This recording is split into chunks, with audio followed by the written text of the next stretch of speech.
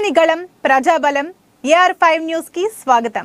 ప్రస్తుతం జరుగుతున్న పార్లమెంట్ సమావేశాల్లో బీజేపీ ప్రభుత్వంపై ఆంధ్ర రాష్ట్ర విభజన హామీలను, రాష్ట్రానికి ప్రత్యేక హోదా, కడప జిల్లాలో ఉక్కు పరిశ్రమ ఏపీ ఎంపీలు బీజేపీని గట్టిగా నిలదీసి రాష్ట్రానికి రావాల్సిన సాధించాలని భారత ప్రజాతంత్ర యువజన సమైక్య DYFI కడప జిల్లా అధ్యక్షులు ముడియం చిన్ని డిమాండ్ చేశారు. కడప జిల్లా బద్వేల్ పట్టణంలోని స్థానిక సుందరయ్య భవనం నందు DYFI బద్వేల్ రూరల్ కార్యదర్శి బాలగురయ్య, మండల నాయకులు సురేష్లతో కలిసి సమావేశం ఏర్పాటు చేయడం జరిగింది. ఈ సందర్భంగా DYFI జిల్లా అధ్యక్షులు ముడియం చిన్ని మాట్లాడుతూ, కేంద్రంలోని బీజేపీ ప్రభుత్వం అధికారంలోకి వచ్చి 9 సంవత్సరాలు అవుతున్న రాష్ట్రానికి సంబంధించినటువంటి విభజన హామీలు ఒక్కటి కూడా అమలు చేయలేదన్నారు. ఈ రాష్ట్రానికి ప్రత్యేక హోదా, కడప జిల్లాలో ఉక్కు పరిశ్రమ, విశాఖపట్నం రైల్వే జోన్, రాయలసీమకు ప్రత్యేక ప్యాకేజీ లాంటి హామీలు అమలు చేయడంలో బీజేపీ విఫలమైందన్నారు. మొన్న బడ్జెట్ సమావేశాల్లో ఆయన రాష్ట్రానికి కేంద్ర ప్రభుత్వం మొండి చేయి చూపిందన్నారు. గడిచిన ప్రతి పార్లమెంట్ సమావేశాల్లో రాష్ట్రానికి న్యాయం జరుగుతుందని ఆశించిన ఆంధ్రుడికి ప్రతిసారి మోసం జరుగుతూనే ఉందన్నారు. హోదా వస్తే పరిశ్రమలు వస్తాయి, రాయితీలు, ఇతర సౌకర్యాలు అన్ని లభిస్తాయని అన్నారు. కానీ బీజేపీ నాయకులు ఇచ్చిన హామీని మరచి హోదాను మునిగిన అధ్యాయమని, నక్కచిత్తు మాటలు మాట్లాడుతున్నారని అన్నారు. అది ముగిసిన అధ్యాయం కాదని, నిత్య సంజీవిని అన్నారు.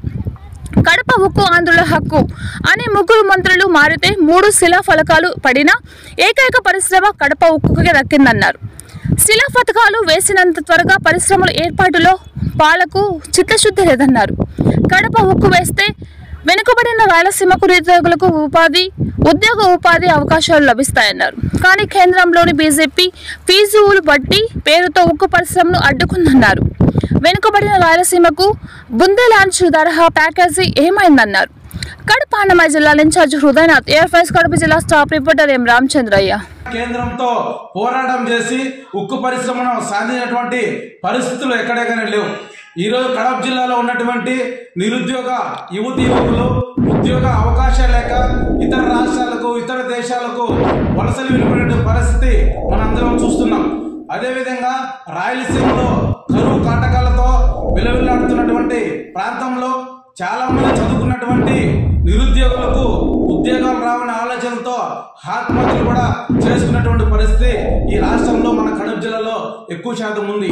ఇప్పటికైనా ఏదైతే అధికారంలోకి రాకన ముందు జగన్మోహన్ రెడ్డి గారు ఒకటే చెప్పాడు, నాకు 23 మంది ఎంపీలను ఇస్తే కేంద్రంలో ఉన్నటువంటి బీజేపీ ప్రభుత్వాన్ని మెడలు ఉంచైనా ఈ రాష్ట్రానికి వచ్చినటువంటి హామీలు అమలు చేస్తామని చెప్పేసి కూడా ఈరోజు చెప్పడం జరిగింది. ఆ రోజు అధికారంలోకి వచ్చిన తర్వాత సంబంధించి ఎంపీలను అయితే ఇవ్వడం జరిగింది.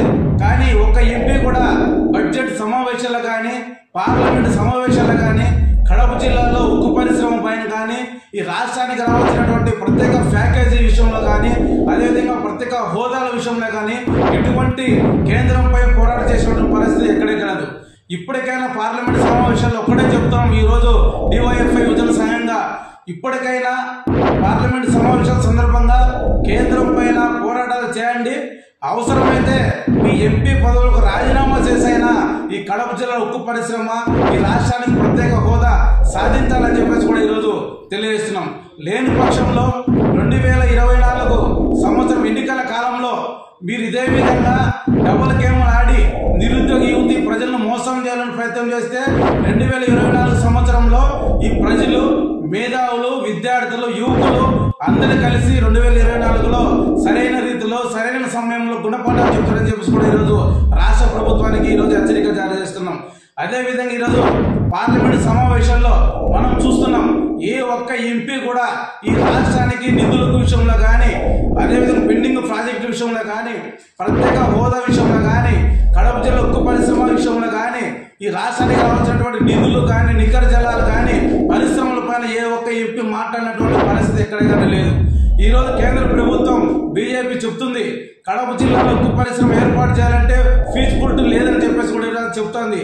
కాబట్టి గతంలో ముఖ్యమంత్రి రాజశేఖర రెడ్డి అన్ని వనరులు అన్ని సమకూర్చిన తర్వాతనే ఈ జిల్లాలో స్టీల్ ప్లాంట్ ప్రారంభించడం జరిగింది. ఆ రోజు కాంగ్రెస్ ప్రభుత్వంలో ఫీజిబిలిటీ ఉన్నప్పుడు ఈ రోజు బీజేపీ ప్రభుత్వం ఫీజిబిలిటీ లేదని చెప్పడం వెనక ఆంతర్యం ఏమిటి అని చెప్పేసి కూడా ఈరోజు మేము అడుగుతున్నాం. ఈరోజు ప్రజలను మోసం చేసి ఈ కడప జిల్లాలో ఉన్నటువంటి నిరుద్యోగులను మోసం చేశాను కూడా ఈరోజు ఈ రాష్ట్ర కేంద్ర ప్రభుత్వం ఒక డ్రామాలు ఆడుతుంది. కాబట్టి ఈ రాష్ట్రానికి సంబంధించినటువంటి ఎంపీలు ఈ అన్నిటిపైన ఈ పార్లమెంట్ సమావేశంలో గట్టిగా నిలదీయాల్సిన పరిస్థితి ఉంది. కాబట్టి ఇది అవకాశం. కాబట్టి మీరు పార్టీలకు అతీతంగా అట్లా తెలుగుదేశం పార్టీ ఎంపీలు కానీ వైఎస్ఆర్ ఎంపీలు కానీ కేంద్రంపై ఒత్తిడి తీసుకురావాలని చెప్పేసి కూడా ఈరోజు డిమాండ్ చేస్తున్నాం. లేని పక్షంలో రాష్ట్ర వ్యాప్తంగా డివైఎఫ్ఐ మేధావులతో అందరూ కలిపి పెద్ద ఎత్తున ఉద్యమాన్ని చేపడతామని చెప్పేసి కూడా తెలియజేస్తున్నాం. డివైఎఫ్ఐ జిల్లా అధ్యక్షుడు